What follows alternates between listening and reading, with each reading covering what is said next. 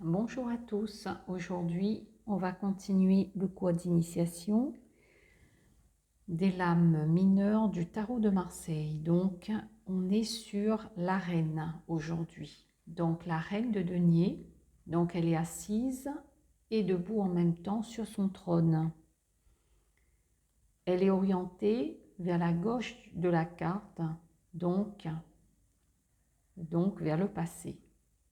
Et elle porte avec facilité un denier au bout des doigts de sa main droite que l'on voit ici, c'est vraiment du bout des doigts. Donc elle le porte avec une certaine facilité.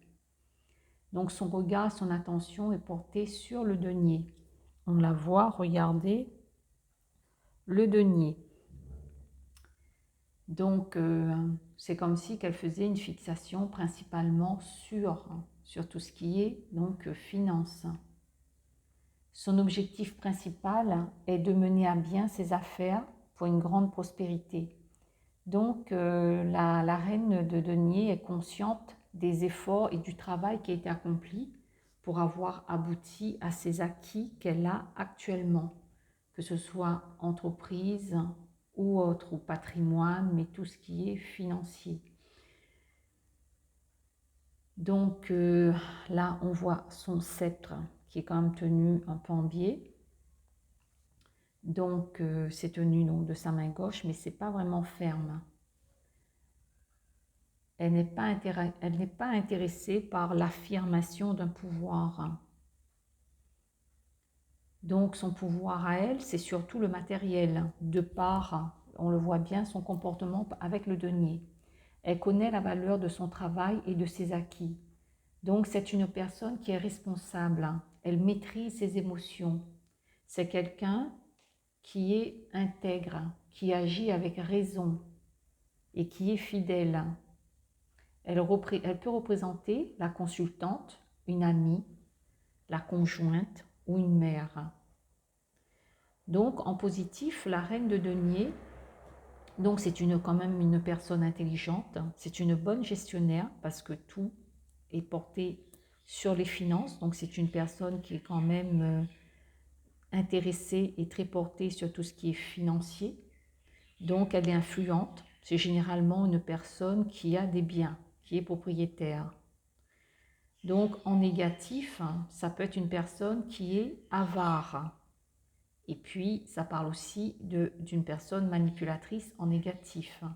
Ça peut être une maîtresse qui est intéressée. Et ça peut être une personne aussi dominatrice. Mais ça, c'est pour le côté négatif. Donc le côté positif, en tout cas, c'est tout ce qui est lié aux finances et à ses acquis financiers et matériels. Donc à retenir surtout son côté gestionnaire, elle sait gérer ses finances. Donc voilà pour la reine de denier. Donc je vais vous faire une petite comparaison. Donc que je récupère les cartes concernées. Donc la reine de denier, ici, voilà.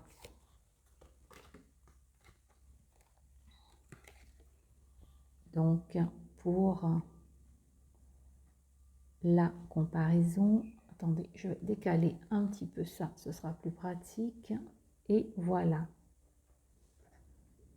Ici, la reine de denier, elle va tenir son denier sur ses jambes, mais ça représente la même chose. On comprend très bien que elle a des acquis financiers et elle tient son argent.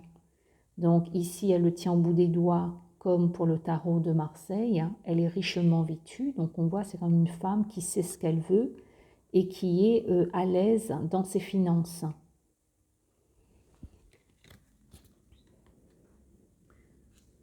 Nous allons passer au roi de denier. Donc, pour le roi de denier, donc lui, il est bien assis sur son fauteuil. Il a les jambes croisées. C'est comme, ça fait penser à la carte de l'empereur. Ça renvoie à la carte de l'empereur. Donc les jambes croisées, bien assis, c'est un signe de stabilité et de concentration. Donc sa pensée, ses actions sont liées au futur parce que lui, il regarde vers la droite de la carte, donc vers l'avenir.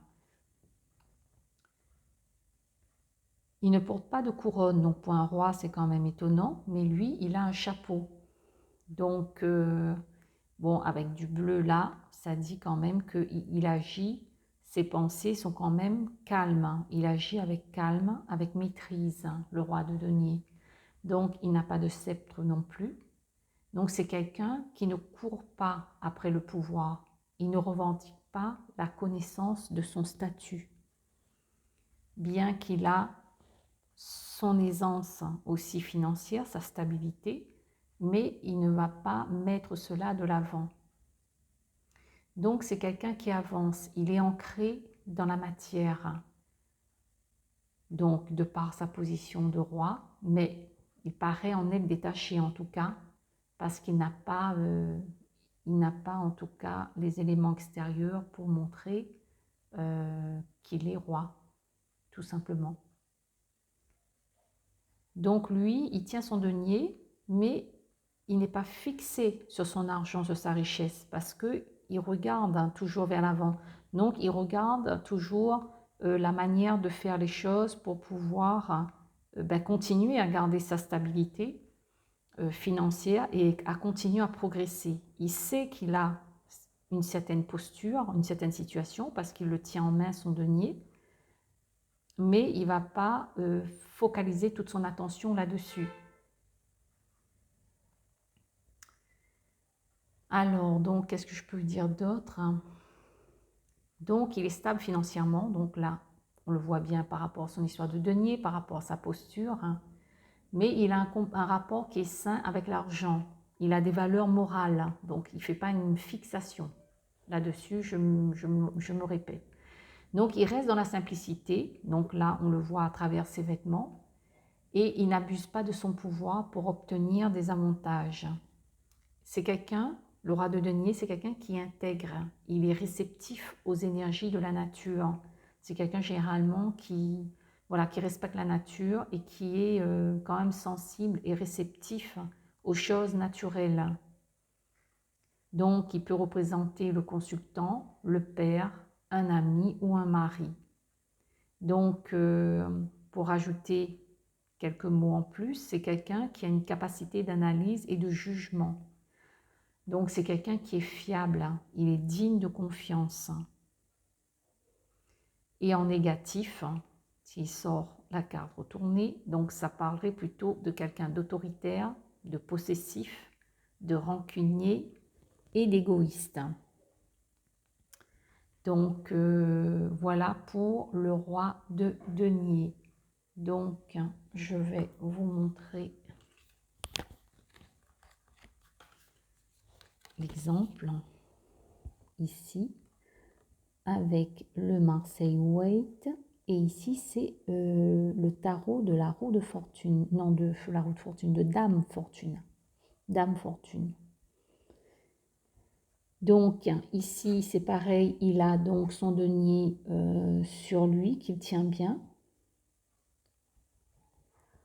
Et ici, il le tient avec facilité sur son côté, mais ça représente bien le côté, bon, je fais parce que j'essaie d'éviter, voilà, la projection de lumière sur la carte.